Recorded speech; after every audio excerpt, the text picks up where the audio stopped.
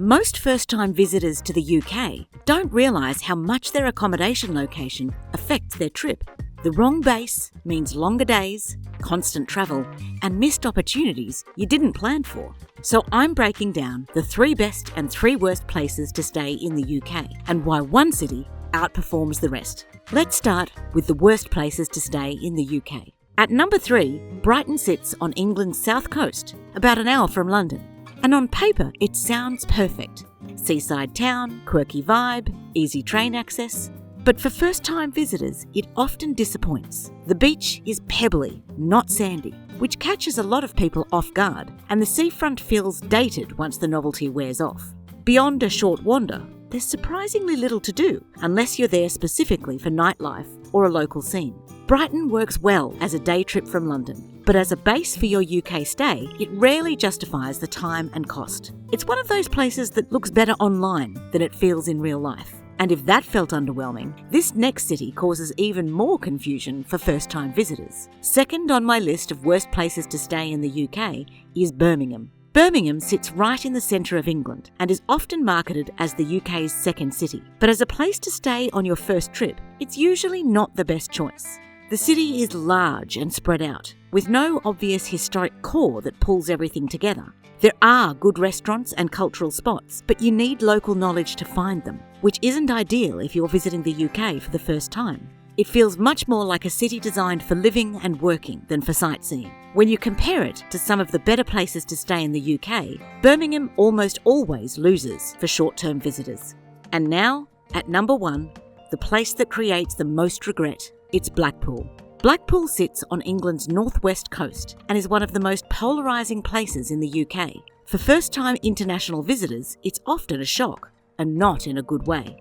The town feels heavily dated, worn down, and built around a kind of nostalgia that only really makes sense if you grew up here. Outside of the promenade and tower, the payoff just isn't there for the time it takes to reach. This isn't charming seaside Britain.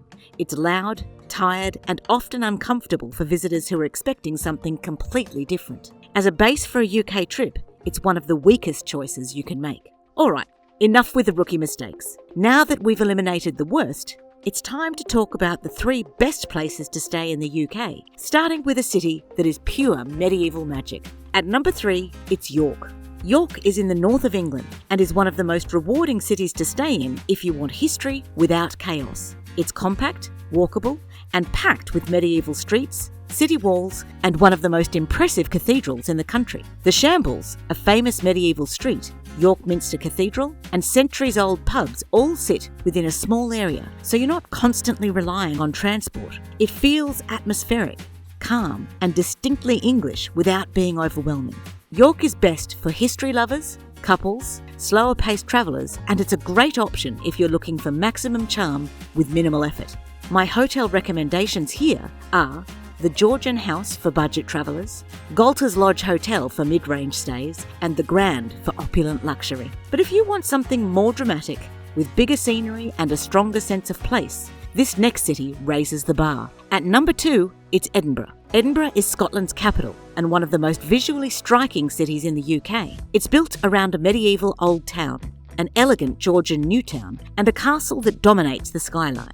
Almost everything is walkable, from the Royal Mile, an iconic street that connects Edinburgh Castle to Holyrood Palace, to Arthur's Seat, an extinct volcano with amazing views. And it's one of the easiest cities in the UK to explore without a car. It's also a perfect base for day trips to the Scottish Highlands, lochs and castles. This one's best for first-time visitors, culture lovers, photographers, and is great if you love history, scenery and structure all in one place.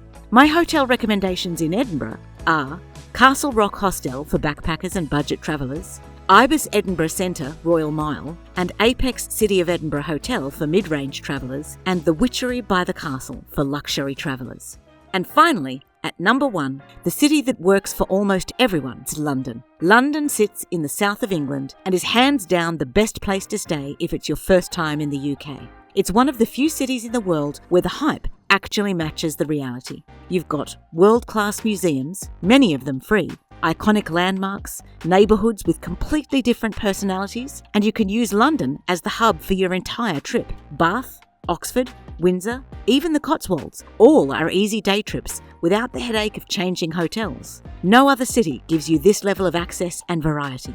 London's the ideal pick for most people, especially if you like variety, transport, culture, food and history all in one place. My hotel recommendations in London are Clink 261 for backpackers, Point A, London Canary Wharf for mid-range travellers, and the Stafford London for luxury stays. Now that you know the best and worst places to stay in the UK, you're going to need to know when the best time is to visit your chosen city, what to do once you're there, where to eat, and which day trips are actually worth it. And we cover all of that and more in our Edinburgh and London travel guide playlists right here.